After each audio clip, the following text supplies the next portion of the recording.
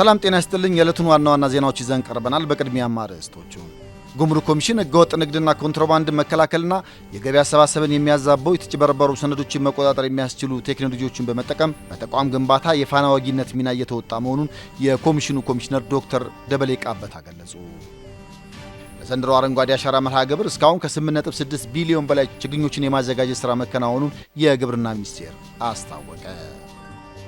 የመንግስት ተቋማትን የዲጂታላይዜሽን አቅም በማሳደግ የዲጂታል ኢትዮጵያ 2030 ሀገራዊ ራዕይ ለማሳካት የተከናወኑ ተግባራትን ይበልጥ አጠናክሮ እንደሚቀጥል የኢትዮጵያ ፐብሊክ ሰርቪስ ዩኒቨርሲቲ ፕሬዝዳንት ዶክተር ንጉስ ታደሰ ገለጹ።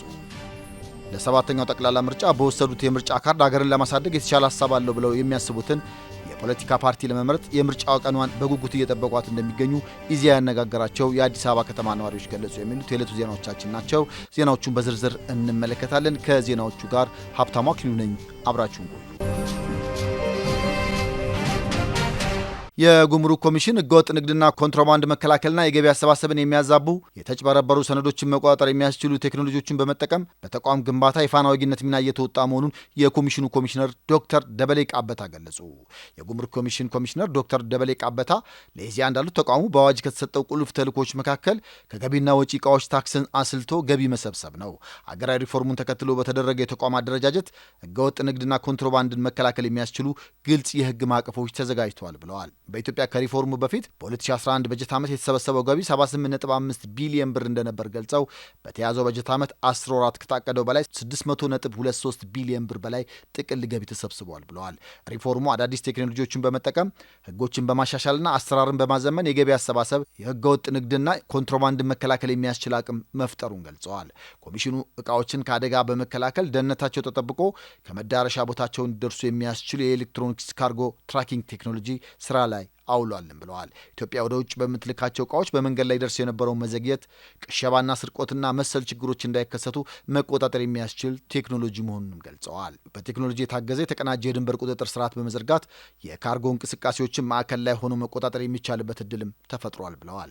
ከዚህም ባለፈ የተገልጋይ መንገደኞችን እንቅስቃሴ በመቆጣጠር የህገወጥ እንቅስቃሴ መከላከልና መቆጣጠር የሚያስችል ቴክኖሎጂ ጥቅም ላይ መዋሉንም ገልጸዋል።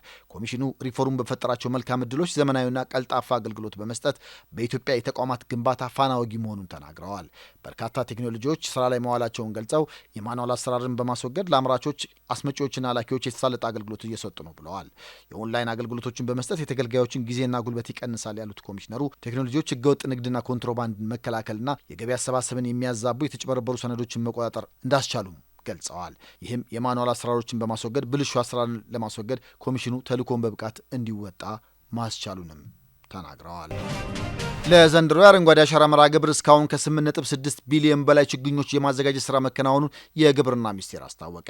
የአረንጓዴ አሻራ መርሃ ግብር የአየር ንብረት ለውጥ ተጽዕኖን በመቀነስና የምግብ ዋስትናን በማረጋገጥ ረገድ ዘርፈ ብዙ ፋይዳዎችን እያስገኘ ይገኛል። ዘንድሮ ለሰባተኛ ጊዜ ለሚካሄደው የአረንጓዴ አሻራ መርሃ ግብር በአገር አቀፍ ደረጃ ሰፊ ዝግጅት በመደረግ ላይ ይገኛል። የግብርና ሚኒስቴር የተፈጥሮ ሀብት ልማት ጥበቃና አጠቃቀም መሪ ስራ አስፈጻሚ አቶ ፋኖሴ መኮንን ከኢዜአ ጋር በነበራቸው ቆይታ እንደገለጹት ባለፉት 7 ዓመታት በአረንጓዴ አሻራ ላይ የተከናወኑ ስራዎችና የተመዘገቡት አበረታች ውጤቶች ትልቅ ምስክር ናቸው። የዘንድሮ የአረንጓዴ አሻራ መርሃ ግብር የሁለተኛው ምዕራፍ ማጠናቀቂያ መሆኑን የገለጹት መሪ ስራ አስፈጻሚው ቀደም ሲል ከነበሩ የአረንጓዴ አሻራ አፈጻጸሞች የተወሰዱ ተሞክሮችን መነሻ በማድረግ የዘንድሮ እቅድ በቁጥር ደረጃ ከፍ ያለ መሆኑንም አብራርተዋል። በዚህ መሰረት 8.5 ቢሊዮን ችግኞችን ለመትከል እቅድ ተይዞ ሰፊ ስራዎች ሲከናወኑ መቆየታቸውንና አሁን ላይ ለተከላው የሚያስፈልጉ የቅድመ ዝግጅት ስራዎች እየተጠናቀቁ እንደሚገኙ ጠቁመዋል። እስካሁን ባለው ሂደት 8.6 ቢሊዮን ችግኞች ተዘጋጅተው ለተከላ ዝግጁ መሆናቸውን የጠቀሱት አቶ ፋኖሴ የስነ ምህዳር ሁኔታውን መሰረት ያደረገ ችግኝ ዝርያዎች መረጣ መከናወኑንም ጠቅሰዋል። በአሁኑ ወቅት ችግኝ የሚተከሉባቸው ጉድጓዶችን የማዘጋጀት ስራ በስፋት እየተከናወነ እንደሚገኝም ጠቁመዋል። የአረንጓዴ አሻራ መርሃ ግብር አሁን ላይ በበርካታ ዜጎች ዘንድ ባህል እየሆነ መምጣቱንና የተሳታፊዎች ቁጥርም ከጊዜ ወደ ጊዜ በከፍተኛ ሁኔታ እየጨመረ መሆኑንም ገልጸዋል።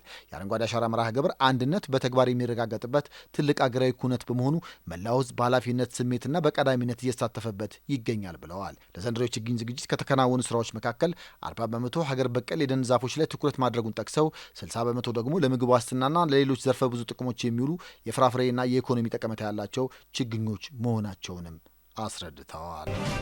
የመንግስት ተቋማትን የዲጂታላይዜሽን አቅም በማሳደግ የዲጂታል ኢትዮጵያ 2030 አገራዊ ራዕይ ለማሳካት የተከናወኑ ተግባራትን ይበልጥ አጠናክሮ እንደሚቀጥል የኢትዮጵያ ፐብሊክ ሰርቪስ ዩኒቨርሲቲ ፕሬዝዳንት ዶክተር ንጉስ ታደሰ ገለጹ። የኢትዮጵያ ፐብሊክ ሰርቪስ ዩኒቨርሲቲ ፕሬዝዳንት ዶክተር ንጉስ ታደሰ ከኢዜአ ጋር በነበራቸው ቆይታ እንደገለጹት ኢትዮጵያ በዓለም አቀፍ ደረጃ ያላትን ተወዳዳሪነት ይበልጥ ለማሳደግ በዲጂታላይዜሽን ራሷን ለማብቃት እየተጋች ነው። ይህ እውን እንዲሆን ደግሞ የከፍተኛ ትምህርት ተቋማት ሚና እጅግ ከፍተኛ መሆኑን ጠቁመዋል። የመንግስት ተቋማትን አሰራር ማዘመንና የአገልግሎት አሰጣጥን ማቀላጠፍ ለከፍተኛ ትምህርት ተቋማት ከተሰጡት ሀገራዊ ተልዕኮዎች መካከል ቀዳሚ በመሆኑ ይህንን ለማሳካት የዲጂታላይዜሽን አማራጭ ፍቱን መፍትሄ ነው ብለዋል። የሀገሪቱን ሁለንተናዊ ልማት ለማፋጠን እየተተገበረ ያለውን የዲጂታል ስትራቴጂ ስኬታማ ለማድረግ ተቋሙ የመንግስት ተቋማትና ቴክኖሎጂ የሚተሳሰሩበትን አቅም ለመገንባት በርካታ ተግባራትን እያከናወነ ይገኛል ብለዋል። ከነዚህ መካከል የዩኒቨርሲቲውን የውስጥ አሰራርና የስልጠና አሰጣጥ ስርዓት ሙሉ በሙሉ በቴክኖሎጂ የተደገፈ ማድረግና የመንግስት ተቋማት የዲጂታል አሰራርን የተላበሰ አገልግሎት መስጠት የሚችሉበትን አቅም ለመፍጠር የሚያስችል ልዩ ኮሌጅ በማደራጀት ላይ መሆኑን ጠቅሰዋል። እንዲሁም በዘርፉ ብቁና ተወዳዳሪ የሆኑ መምህራንን የማፍራት ስራ በስፋት እየተከናወነ መሆኑን ተናግረዋል። የመንግስት ተቋማት ስራቸውን ውጤታማ በሆነ መንገድ ማከናወን እንዲችሉ ከዲጂታል ዘርፍ ጋር የተቆራኙ አዳዲስ የስልጠና ፕሮግራሞችን ለመክፈት እየተሰራ መሆኑንም ገልጸዋል። ለአብነትም የአይቲ ኢንፍራስትራክቸርና ሳይበር ሴኩሪቲ ትምህርት ክፍልን ለመክፈት ዝግጅት እየተደረገ መሆኑን ጠቅሰዋል። በመንግስት ተቋማት ውስጥ የዲጂታል አገልግሎትን ማስፈንና በዘርፉ ብቁ የሰው ኃይል ማፍራት ከተቻለ የመንግስትን አሰራር ከማዘመንም ባለፈ ብልሹ አሰራርና ሙስናን በዘላቂነት ለመቅረፍ ትልቅ አቅምን እንደሚፈጥርም አስገንዝበዋል።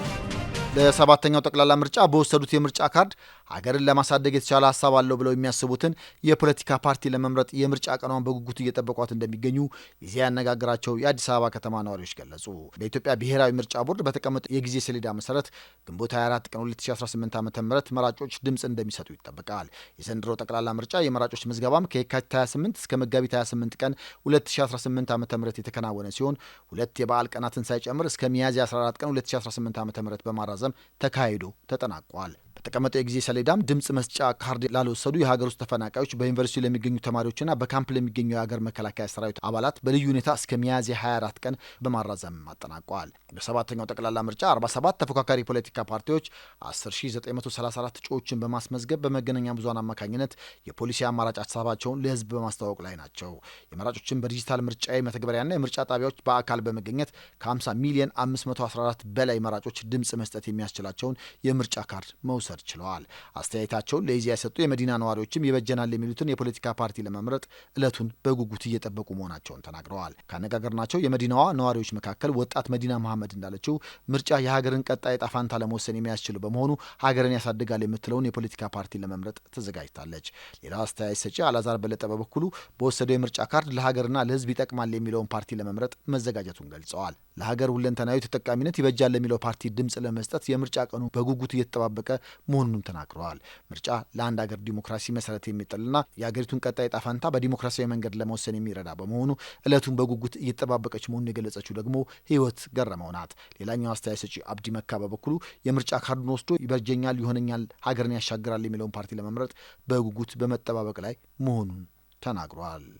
ከዜናዎቹ ጋር ሀብታሙ አክሊሉ ነበርኩኝ። ሰላም ቆዩን።